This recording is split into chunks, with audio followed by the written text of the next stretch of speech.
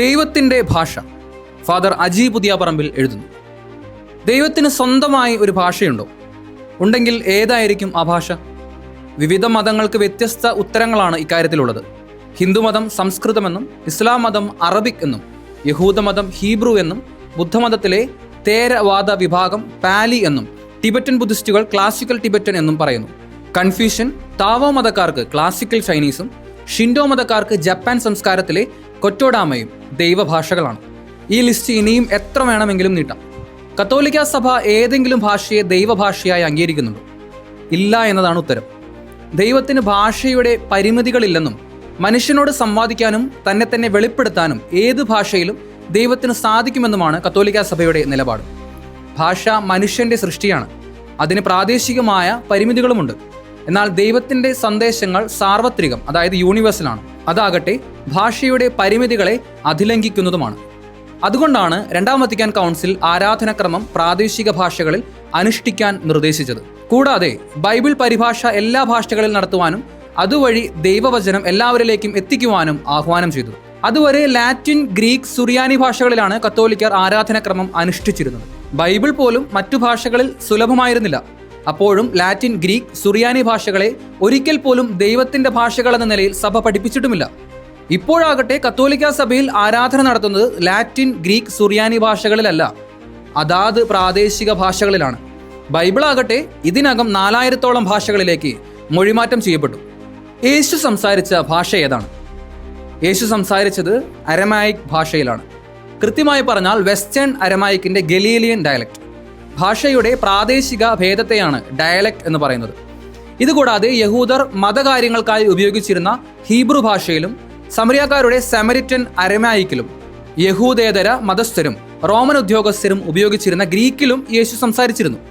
സിനഗോഗിൽ യേശു വേദഗ്രന്ഥം വായിക്കുന്നതും സമരിയാക്കാരി സ്ത്രീയുമായും റോമൻ ഉദ്യോഗസ്ഥരുമായും യഹൂദേതര മതസ്ഥരുമായും സംവാദിക്കുന്നതും ഉദാഹരണങ്ങളാണ്. യേശു സുറിയാനി ഭാഷയിലാണ് സംസാരിച്ചിരുന്നത് എന്ന് ഒരു ബിഷപ്പ് പ്രസംഗിക്കുന്നത് ഈ അടുത്ത കാലത്ത് ശ്രദ്ധയിൽപ്പെട്ടു. സുറിയാനി ഭാഷ അഥവാ ഈസ്റ്റ് സിറിയക് നിലനിന്നിരുന്നത് ആധുനിക ഇറാഖ്, സിറിയ എന്നീ പ്രദേശങ്ങളിലാണ്. സുറിയാനി ഭാഷയുടെ പ്രഭവ കേന്ദ്രം എസേദയിലാണെന്നാണ് കരുതപ്പെടുന്നത്. എസേദ സ്ഥിതി ചെയ്യുന്നതാകട്ടെ ആധുനിക തുർക്കിയിലെ അർഫ എന്ന സ്ഥലത്തും. യേശു സംസാരിച്ചിരുന്ന വെസ്റ്റേൺ അരമായിക് നിലനിന്നിരുന്നതോ യൂദയ, ഗലീലി എന്നീ പ്രദേശങ്ങളിലും. യേശുവിന്റെ പ്രവർത്തന രംഗം പ്രധാനമായും ഗലീലി, യൂദയ, സമരിയ എന്നീ പ്രദേശങ്ങളെ കേന്ദ്രീകരിച്ചായിരുന്നു. യേശുവിന്റെ പ്രവർത്തന മേഖലയുടെ തെക്ക് വടക്ക് യാത്രാ ദൂരം 150 കിലോമീറ്ററും കിഴക്ക് പടിഞ്ഞാറ് യാത്രാ ദൂരം ഏകദേശം 50 കിലോമീറ്ററുമായിരുന്നു. സിറിയ, ഇറാഖ്, തുർക്കി തുടങ്ങിയ സ്ഥലങ്ങളിൽ യേശു പോയതായി ബൈബിളിൽ ഒരിടത്തും സൂചനകളില്ല. ചരിത്രത്തിലും അങ്ങനെ തന്നെ. ഗലീലിയൻ അരമായിക്കിനോട് തീർത്തും സാമ്യമുണ്ടായിരുന്ന സമരിറ്റൻ അരമായിക്കാണ് സമരിയായിൽ നിലനിന്നിരുന്നത്. ഗ്രീക്കായിരുന്നു സമരിയായിലെ രണ്ടാം ഭാഷ.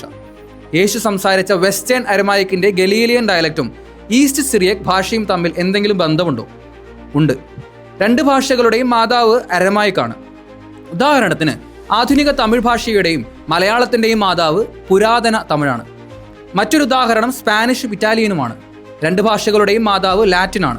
മലയാളവും തമിഴും സ്പാനിഷും ഇറ്റാലിയനും വ്യത്യസ്തമായിരിക്കുന്നത് പോലെ തന്നെ ഗലീലിയൻ അരമായിക്കും ഈസ്റ്റ് സിറിയക് ഭാഷയും തികച്ചും വ്യത്യസ്തമായ രണ്ട് ഭാഷകളാണ്. ഗലീലിയൻ അരമായിക്കിന്റെ പ്രാരംഭം BC 1-ാം നൂറ്റാണ്ടിലും ഈസ്റ്റ് സിറിയക്കിൻ്റെത് AD 1-ാം നൂറ്റാണ്ടിലുമാണ്.